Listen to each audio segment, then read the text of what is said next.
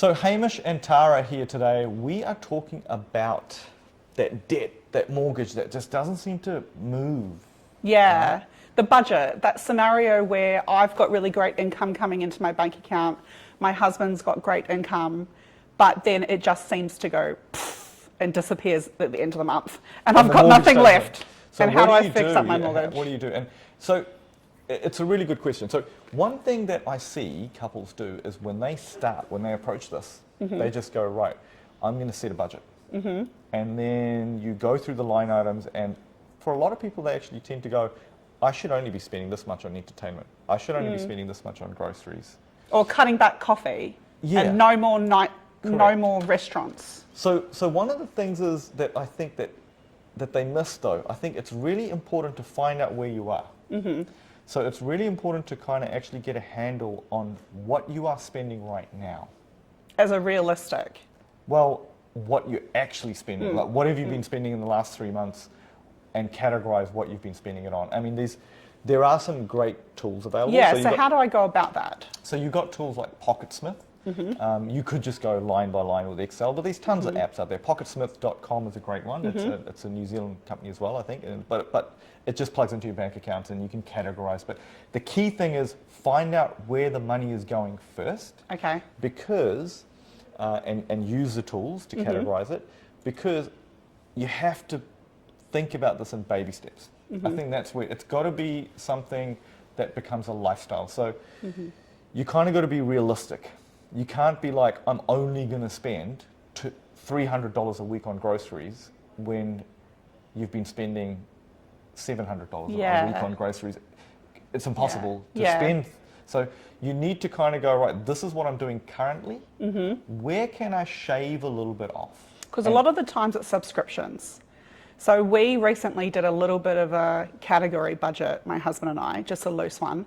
And I actually found, I'm not even kidding, we have about 5, 6, 7 subscriptions. We have Sky Sport, Neon, Netflix, Prime Video. Do we really need? It's funny because in the old days when you kind of got rid of Sky and you were like, I'm on Netflix and I'm saving this huge amount. I'm saving all this money. But now it's like you just have multiple and it's back to like spending $100 a month. Yeah, on I feel like subscriptions. I'm not even kidding, like $100, $120 a month. And then on top of that, you've got the gymnastics and you've got basketball for the kids. Yeah. So, but straight away, I know exactly what you mean. I could easily cut back on subscriptions. So again, be realistic, right? Because $100 a month on subscriptions is not gonna win you the lottery if you save that much, right? You're But not gonna feel. Yeah, it is. But you're right. But you kind of got to make it fun as well. You can't just. But you're right. You could maybe get away with half the subscriptions, right? Maybe, but I think the key thing is also to get a feeling for what that extra savings, the impact it'll have on your home loan. By looking at like an extra repayment calculator. There's tons of them on the internet, we can do them for you, but effectively you get a feeling, you kind of get more motivated when you go, actually, you know what, even if I shave off only $200-300 a month.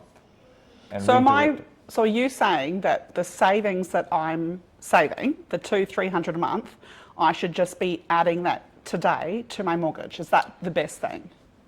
Yes, but more as optional payments. So that's where like a revolving credit, offset home loans can become really good. So you've used the words revolving home loan and offset. Could you just explain that to someone like me? No, I can't. No, but I can't. I mean, that's a whole other conversation. But effectively, they just allow you to do obviously extra repayments without committing to them forever. Okay. You know? Yeah. Not best for everyone because some people just find that they keep using the they build up a buffer and then they use it. So sometimes you can, with most home loans, every time you refix, you can set a higher repayment that you could drop later when the refix comes up. So you're not committing to a much shorter home loan term. Yeah, that's it. Because because I can afford it now doesn't mean in 6 months' time I can Especially afford if it. interest rates go up. Yes. So you want to keep it. You want to keep it malleable. You want to keep it kind of flexible. You know? Flexible. But anyway, I think that's enough about budgeting because I think that's it's a boring topic. It's only us. We're nerds in this stuff, right? We only get excited about it. It's boring, but it's actually one of the main things that we're looking at all the time. It's not such And you- 5-year plan, we have to rehash this every single year. And you know the feeling of control when you even just knowing where you're at, just you kind of get rid of that kind of fuzzy black cloud is just a great feeling to kind of be able to move and traverse your income and your assets when you just have a really clearer picture. That's it. Anyway, Thank you. Thanks for watching.